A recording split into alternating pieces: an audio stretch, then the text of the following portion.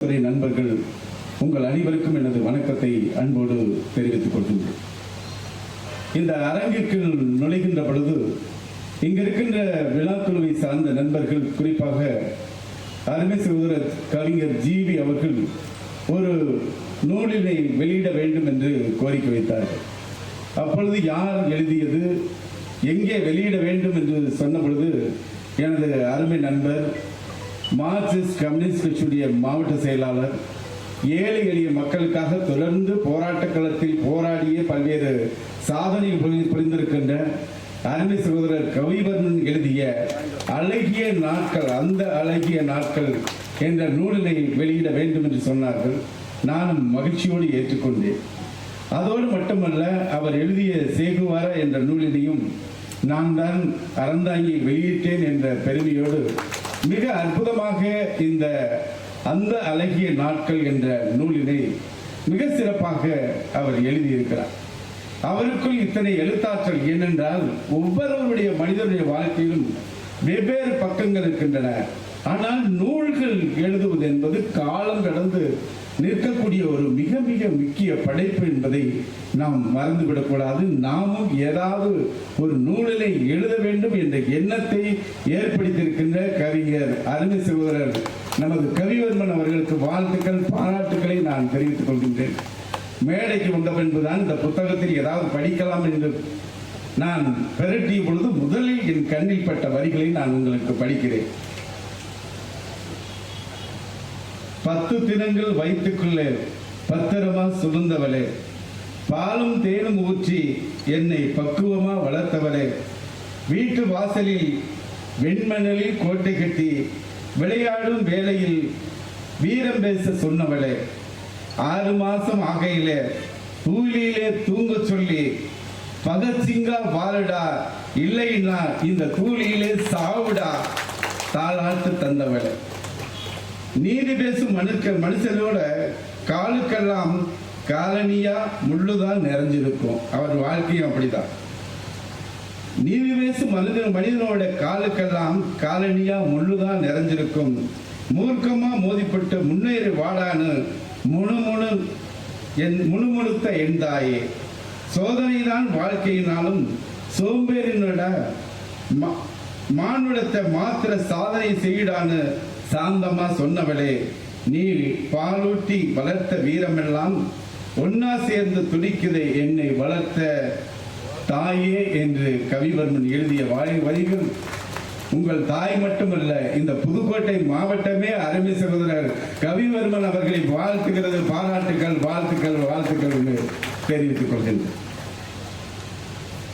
குறிப்பாக இந்த விழாவை பன்முகத்தன்மையில் நடத்தி கொண்டிருக்கிறார். இங்கே நமது மாணவ செல்வங்கள், எதிர்பாராமல் இருந்த அந்த அரசு பள்ளியை சார்ந்த மாணவ செல்வங்கள் நாம் மறந்து போன வில்லுப்பாட்டை நினைவுபடுத்தி அவர்கள் பேசிய அந்த சொன்ன கருத்துக்கள் உங்கள் எல்லோரையும் கவர்ந்தது மட்டுமல்ல, எதிர்காலத்தில் நாம் முன்னெடுக்க வேண்டிய மிக மிக முக்கியமான திட்டங்கள் என்பதை நான் தெரிவித்துக் கொள்கின்றேன்.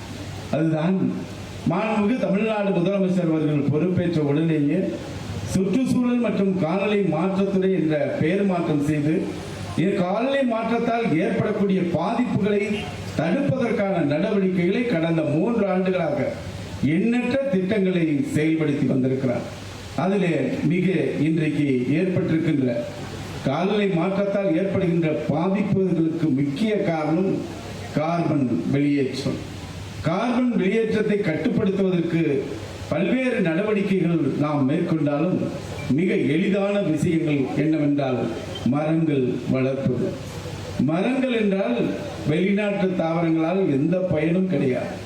குறிப்பாக இங்க இருக்கின்ற தைல மரங்களை நீங்கள் பார்க்கிறீர்கள், அதிலே மகரந்த சேர்க்கை கிடையாது. ஒரு காக்கா குருவி அந்த மரத்தில் அமராது. ஆனால் காற்றில் இருக்கின்ற ஈரத்தை உறிஞ்சக்கூடிய, காற்றையே வெப்பமாக்கக்கூடிய நிலைதான் அந்த தாவரங்கள் கொண்டு. யாராவது வெளிநாட்டு தாவரங்களை தங்கள் வீடுகளில் நடவு செய்திருந்தால், அழகு செடியாக இருந்தாலும் சரி, கருவேல மரங்களாக இருந்தாலும் சரி, தைல மரங்களாக இருந்தாலும் சரி, அகற்றிவிட்டு நாட்டு மரங்களை நடவு செய்யுங்கள் என பணிவோடு கேட்டுக்கொள்கிறேன். நாட்டு மரங்கள் என்றால் மரங்கள் நடுகின்ற பொழுது யாராவது குனிந்தோ அமர்ந்தோ மரக்கன்றுகளை நடவு செய்வதை தவிர்க்க வேண்டும்.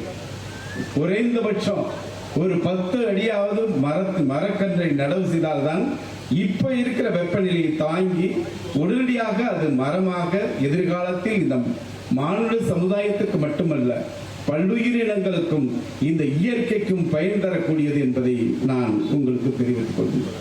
நமது தமிழ்நாடு முதலமைச்சர் அவர்கள் கிரீன் தமிழ்நாடு மிஷன் என்ற ஒரு திட்டத்தை அறிவித்திருக்கிறார். பசுமை தமிழகம் என்ற திட்டம். அந்த திட்டம் இன்றைக்கு தமிழ்நாட்டில் கடந்த 3 ஆண்டுகளாக பெய்த கனமழையின் காரணமாக எங்கு பார்த்தாலும் பசுமையாக கண்ணுக்கு மகிழ்ச்சியை தரக்கூடிய மனதிற்கு மகிழ்ச்சியை தரக்கூடிய நிலையை நான் பார்க்கிறேன். தமிழ்நாட்டினுடைய மொத்த பரப்பளவு பார்த்தோமானால் 1,30,000 சதுர கிலோமீட்டர். இதிலே நாம் வனம் இருக்க வேண்டியது 33%. 43,000 சதுர கிலோமீட்டர் வனம் இருக்க வேண்டிய நிலையில் இன்றைக்கு நவீன யுகத்தில் மனிதர்கள் ஆகிய நாம் காட்டை அழித்ததனால் கிட்டத்தட்ட 31,000 சதுர கிலோமீட்டர் மட்டுமே வனம் இருக்கிறது. இப்பொழுது நமது முதலமைச்சர் ஆட்சிக்கு வந்த பின்பு ஒரு 1000 சதுர கிலோமீட்டருக்கு மேலாக வனப்பரப்பு அதிகரித்திருக்கிறது.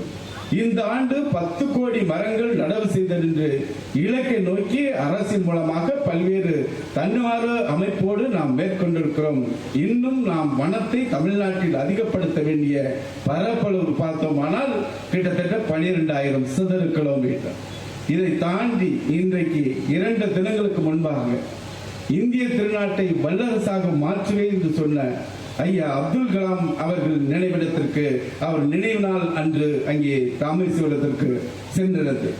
அங்கே கிரீன்நீட அமைப்பு தன்னார்வ அமைப்புகள் 1 கோடி பனை விதைகளை அதை சேகரிக்கின்ற தொடக்க விழா அவருடைய நினைவிடத்திலே வைத்திருந்தார்கள். அப்படிப்பட்ட அந்த தொடக்க விழாவில் அவருடைய நினைவிடத்திற்கு அருகிலேயே பனை விதைகளை நடவு செய்துவிட்டு வந்தோம். பனை விதைகள் என்பது நாம் எல்லா இடத்திலும் கிடைக்கக்கூடியது. இங்கே ஒன்றிய பெருந்தலைவர் நினைத்தார் அரிமளம் ஒன்றியம் முழுவதும் ஒரு நாளே 1 லட்சம் ஒரு நாளில் 1 லட்சத்துக்கும் மேற்பட்ட பனை விதைகளை நாம் விதைத்து விட்டு செல்லலாம். ஒன்று செய்யாது.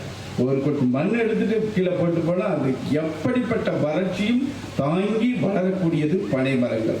அதற்கும் நம்ம முதலமைச்சர் ஆட்சிக்கு வந்ததுக்கு அப்புறம் அந்த பனை மரங்கள் வெட்டக்கூடாது, வெட்ட வேண்டும் என்றால் மாவட்ட ஆட்சித்தலைவர் அனுமதியை பெற வேண்டும் என்று சட்டம் இயற்றியவர் தமிழ்நாடு முதலமைச்சர் தலைவர் தலைவர். பனை மரம் தமிழ்நாட்டுடைய மாநில மரம். இந்தியா முழுவதும் 10 கோடி மரங்கள் இருக்கின்ற பனை மரங்கள், அதில் 5 கோடி பனை மரங்கள் உள்ள ஒரே மாநிலம் தமிழ்நாடு. ஏனென்றால் பனை மரங்களினுடைய பலன்கள் எண்ணற்றது, அத்தனையும் பயன் தரக்கூடியது. அது மட்டுமல்ல, அது நிலத்தடி நீரை அதிகமாக உறிஞ்சி தாங்க வைக்க இடத்துல உறிஞ்சக்கூடிய சக்தி கொண்டது பனை மரங்கள். அது மட்டுமல்ல, புயலை தடுத்து நிறுத்தக்கூடியது. நாம் 2018 கஜா புயலை பார்த்தோம். பல கோடி மரங்கள் ஒட்டுமொத்தமாக சாய்ந்தன. வீடுகள், குருவிகள், பறவைகள், ஆடு மாடுகள் செத்து மடிந்தன. ஆனால் அந்த கஜா புயலில் ஒரே ஒரு பனை மரம் கூட கீழே விழவில்லை என்பதை நீங்கள் பார்க்க வேண்டும். பனை மரத்தினுடைய தொடக்கம் தமிழ்நாடு. அப்படியுடைய இப்ப பார்த்தீங்கன்னா நிறைய இடங்கள்ல காஃபி டீ கடையில் பார்த்தா இந்த கருப்பட்டி டீ கடை, கருப்பட்டி காஃபி அப்படிங்கிறது நிலைமைக்கு நாம வந்திருக்கோம். இதை தாண்டி பனை மரத்தை பொறுத்த வரைக்கும் பல்வேறு மரங்கள், பல்வேறு காய்கறி செடிகள்லாம் ஹைபிரிட் செய்யப்பட்டு அதிகமான நம்ம உற்பத்திக்காக அந்த நிலைக்கு விஞ்ஞான யுகத்தில் எடுத்து சென்றிருக்கிறோம்.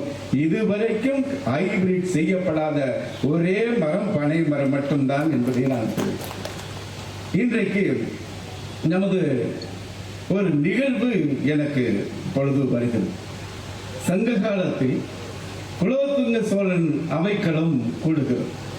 அப்படிப்பட்ட அவைக்களம் கூடுகின்ற பொழுது மன்னர் ஆட்சி காலத்தில் பார்த்தால் அப்பொழுது அமைச்சர்கள், அரசவை கவிஞர்கள் எல்லோரும் அமர்ந்து மன்னனை பற்றி வாயார நிறைய புகழ்ந்து அவர்கள் கவிஞர்கள் பரிசினை பெற்று செல்வதை நாம் வரலாறாக படித்திருக்கிறோம். ஆனால் இன்றைக்கு இருக்கிற கவிஞர்கள் இன்றைக்கு புதுக்கோட்டையில் இருக்கின்ற மாமன்னர் கல்லூரி திடலில் புத்தக திருவிழா நடத்துகின்ற கவிஞர்களையும் நாம் பார்க்கிறோம். அவர்களுக்கும் பாராட்டுக்கள், வாழ்த்துக்கள். அப்படிப்பட்ட குலோத்துங்க சோழன் அதனுடைய அவைக்களம் கூடுகிறது. புலவர்கள் மன்னரை பற்றி, குலோத்துங்க சோழனை பற்றி புகழ்ந்து பேசி பரிசுகளை, பாராட்டுக்களை பெற்று செல்கிறார்கள். இப்படிப்பட்ட சூழ்நிலையில் சங்ககால புலவரான ஔவையார் என்ன சொல்கிறார் என்று குலோத்துங்க சோழன் கேட்கிற பொழுது எழுந்தார். எழுந்து வரப்புயர என்று சொன்னார். வரப்புயர என்று சொல்லிவிட்டு அமர்ந்து விட்டார். மற்ற கவிஞர்கள் எல்லாம் பார்த்து எல்லனமாக ஏழி நகையாடி அவரை பார்த்து சிரித்தார்கள். ஔவையார் கொஞ்சம் கூட கவலைப்படவில்லை. ஔவையார், மன்னர் கேட்கிறார், என்ன சொல்ல வருகிறீர்கள் என்று ஔவையாரை பார்த்து கேட்ட பொழுது ஔவையார் கம்பீரமாக எழுந்தார். எழுந்து அவர் பேசியது என்னவென்றால், வரப்புயர நீர் உயரும், நீர் உயர நெல் உயரும், நெல் உயர குடி உயரும், குடி உயர கோல் உயரும், கோல் உயர கோன் உயர்வான் என்று சொன்னார் ஔவையார். சொன்னது சங்க காலம், ஆனால் இன்றைக்கும் அது பேசப்படுகிறது. இன்றைக்கு நாம் ஜிடிபி என்று, பொருளாதார வளர்ச்சி என்று சொல்கிறோமே, அன்றைக்கு சங்க காலத்திலே சொல்லிவிட்டு சென்றவர் ஒரு தமிழ் புலவர் என்பதை நாம் மறந்துவிடாது. புகழ்ந்து பேசுறதுனால பயன் கிடையாது. புகழ்ந்து பேசிய கவிஞர்கள் பெயர் இன்றைக்கு இல்லை, ஆனால் ஔவையார் பெயர் இன்றைக்கு நிலைத்து நிற்கிறது என்றால் அத்தனையும் கருத்துக்கள். அதே மாதிரி இன்றைக்கு நமது மாண்புமிகு தமிழ்நாடு முதலமைச்சர் அவர்கள் பொறுப்பேற்ற நாள் முதல் சட்டமன்றத்தில் பேசுகின்றவர்கள், எழுதுகின்றவர்கள் முதலமைச்சரை பார்த்து புகழ்ந்து பேசுகின்றவர்களை தடுத்து இந்த ஆட்சி அதிகாரம் மிக நன்றாக நடப்பதற்கு அதற்கான நல்ல கருத்துக்களை எடுத்து சொல்லுங்கள், அதை நான் ஏற்றுக்கொள்கிறேன் என்று சொன்னவர் நம் தமிழ்நாடு முதலமைச்சர் என்பதை நான் உங்களுக்கு நினைவுபடுத்த கடமைப்பட்டிருக்கிறேன். அது மட்டுமல்ல, வள்ளுவர் 2000 ஆண்டுகளுக்கு முன்பாக திருவள்ளுவர் இயற்றிய அந்த 1330 திருக்குறள்கள் எப்படிப்பட்ட 2 வரிகளில் அவர் தந்த கருத்துக்கள் எத்தனை 1000 ஆண்டுகள் கடந்தாலும் அந்த கருத்துக்கள் பொருந்துகிறது என்றால் எப்படிப்பட்ட தமிழ் கவிஞன், தமிழ் புலவர் இந்த மண்ணில் கிடைத்திருக்கிறார் என்பது தமிழ்நாட்டுக்கு மட்டுமல்ல, நம் இடத்திற்கே கிடைத்த பெருமை, தமிழ் மொழிக்கு கிடைத்த பெருமை என்பதை நான் பல மொழிகள் மொழிபெயர்க்கப்பட்டிருக்கிறது. ஒவ்வொரு இடத்திலும் உங்களுக்கு திருக்குறள் துணையாக இருக்கும். நான் வெளிநாடு செல்வதற்காக ஒன்றிய பெருந்தலைவராக இருக்க வேண்டியது வெளிநாடு செய்யணும்னு நான் முயற்சி பண்ணி மாவட்ட ஆட்சித்தலைவர்கிட்ட கேட்டேன். இந்த மாதிரி நான் வெளிநாடு போக வேண்டியிருக்கு, எனக்கு அனுமதி வேணும்னா நீங்க 1 மாதத்துக்கு முன்னாடியே அனுமதி கேட்கணும், அதுக்கப்புறம் ஃபார்மாலிட்டிஸ் நிறைய இருக்குன்னு சொன்னார். சரி, ப்ரோக்ராமை கேன்சல் பண்ணிடலாம் அப்படின்னு முடிவு பண்ணிட்டு இருக்கிறப்ப யோசிக்கப்போ வள்ளுவருடைய குரல் எனக்கு ஞாபகத்துக்கு வந்து, தெய்வத்தினால் ஆகாதெனினும் முயற்சிதான் மெய் வருத்த கூலி தரும். இந்த குரல் படி நாம முயற்சி பண்ணி பார்ப்போம் அப்படின்ட்டு மாவட்ட ஆட்சித்தலைவரை சந்தித்தேன். அங்கே இருக்கின்ற அவர் நேர்முக உதவியாளரை சந்தித்தேன். போயிட்டு வர சார், அனுமதி கொடுங்க. அனுமதி கொடுத்தார்கள். வெளிநாட்டு பயணத்தை வெற்றிகரமாக முடித்துவிட்டு திரும்பினேன் என்றால் அதற்கு துணை நின்றது என்னுடைய அந்த திருவள்ளுடைய திருக்குறள். அதே மாதிரி 1996 பார்த்தீங்கன்னா, நான் ஊராட்சி மன்ற தலைவர். எங்க ஊர்ல எல்லாரும் தேர்தலில் நிக்க சொல்றப்ப பகல் முழுவதும் இளைஞர்கள் இருப்பாங்க. சரி, தேர்தலில் நிக்கலாம் அப்படின்னு நான் முடிவெடுத்துட்டு ஓகேன்றேன். இரவு போனா எனக்கு தூக்கமே வராது. இவ்வளவு படிச்சுட்டு நம்ம போய் ஊராட்சி மன்ற தலைவராகி வெளிநாடு போக வேண்டிய வேலையை விட்டுட்டு, என்னுடைய வகுப்பு தோழர்கள் 50 பேருக்கு மேல் வெளிநாட்டு வேலை பார்க்கிறாங்க, அமெரிக்காவில் பணியாற்றுகிறார்கள் என்று அந்த 2 குழப்பமான சூழலில் நாமினேஷன் பண்றதுக்கு முடிவு பண்ணணும். அன்றைக்கும் எனக்கு துணை நின்றது திருவள்ளுவர் தான். எண்ணி துணிக கருமம் துணிந்தவன் எண்ணுவோம் என்பதை இழுக்கு என்ற குரல் எனக்கு முன்னால் வந்தது. அதன்படியே நான் தேர்தல் என்று வெற்றி பெற்ற ஊராட்சி மன்ற தலைவர் இந்த நிலைக்கு வந்திருக்கிறேன் என்றால் அதற்கும் அடித்தளம் நமது திருவள்ளுவர் என்பதை நாம் மறந்துவிடக் கூடாது. அது மட்டுமல்ல, எப்போ இன்றைக்கு பேசுறோம், பல நாடுகள் சண்டை போடுறாங்க, பல இடங்களில் ஜாதி மத பிரச்சனையா இருக்கு. இப்படியெல்லாம் இருக்கிற சூழ்நிலையில ஒரு தமிழன் கணியன் பூங்குன்றனார் என்ற தமிழ் கவிஞன் சொன்னார், யாதும் ஊரே யாவரும் கேளீர் என்று சொன்னார். எல்லா நாடும் நம்ம நாடு, எல்லோரும் நம் சகோதர சகோதரிகள் என்று 2000 ஆண்டுகளுக்கு முன்பே சொன்னவன் ஒரு கவிஞன், தமிழ் கவிஞன். அதனால்தான் ஐநா சபையில கூட அன்னை இந்திரா காந்தி அவர்கள் பேசுகின்ற பொழுது அந்த யாதும் ஊரே யாவரும் கேளீர் மேற்கொள்ளிட்டு பேசியிருக்கிறார் என்பதை தெரிவித்தது. இன்றைக்கு நிறைய பேர் எனக்கு கஷ்டம் பிரச்சனை அப்படி இப்படின்னு நிறைய பேர் பேசிக்கிட்டே இருக்கோம். அப்படிப்பட்ட நிலைகளுக்கெல்லாம் யார் காரணம்? அதுக்கும் அவரே சொல்லியிருக்கிறார், தீதும் நன்றும் பிறர் வர வாரா. அவ்வளவுதான், முடிஞ்சு போச்சு. நன்மையும் தீமையும் பிறரால வர்றதில்லை. உங்களுடைய வாழ்க்கையை நம்ம நல்லபடியா யாருக்கும் கெடுதல் செய்யாம இருந்தோம்னா நமக்கு எந்த காலத்திலும் கெடுதல் ஏற்படாது என்பதையும் தமிழ் புலவன் சொல்லியிருக்கிறார்.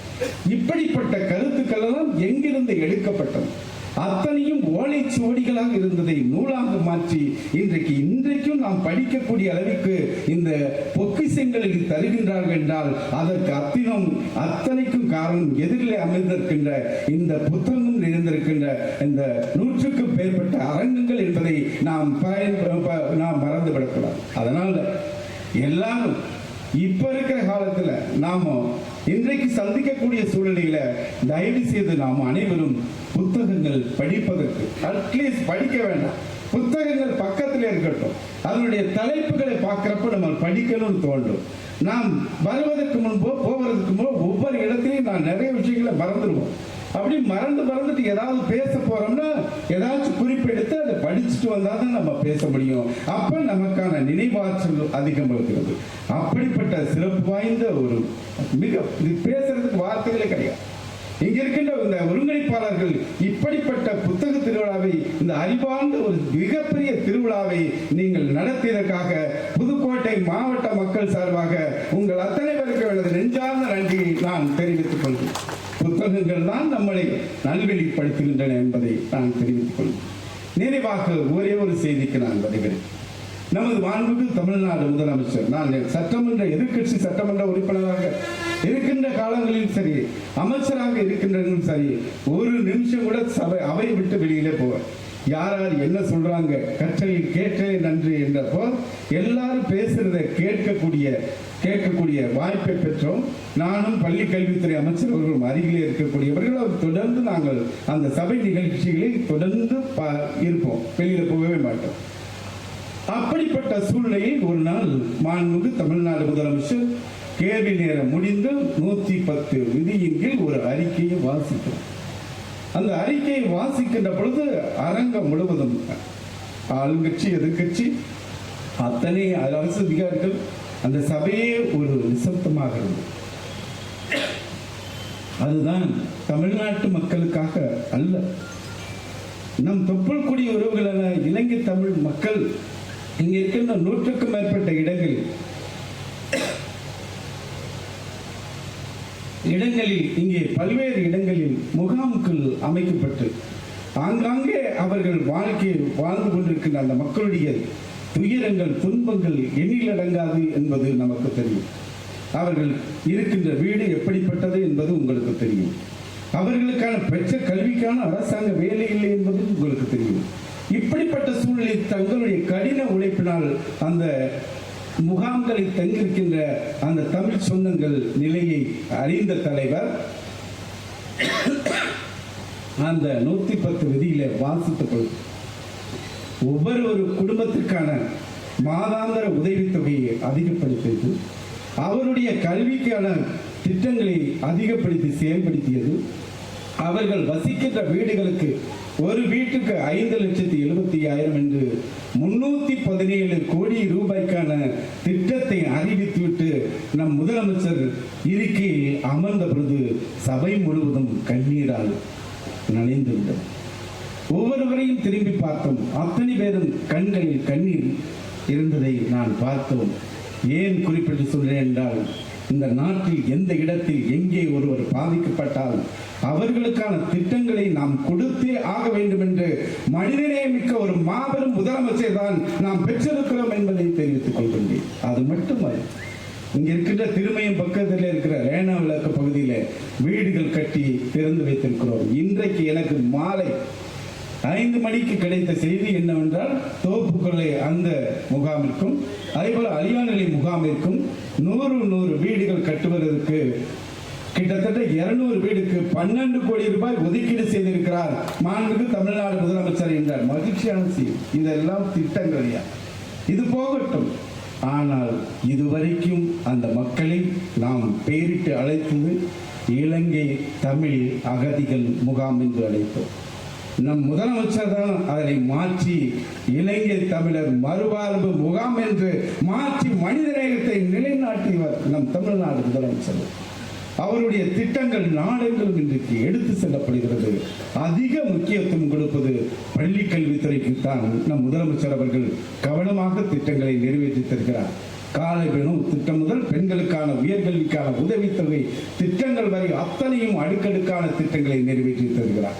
இன்றைக்கு கூட காலையிலே சத்துணவு என்கின்ற புதுக்கோட்டை மாவட்டத்தில் இருக்கின்ற 1,12,207 மாணவ செல்வங்களுக்கு கட்டணமில்லா சீருடைகளை வழங்கிவிட்டுதான் இந்த விழாவில் நாம் சந்தித்துக் கொண்டிருக்கிறோம் என்ற மகிழ்ச்சியான செய்தியும் உங்களுக்கு தெரிவித்துக் கொள்கின்றேன்.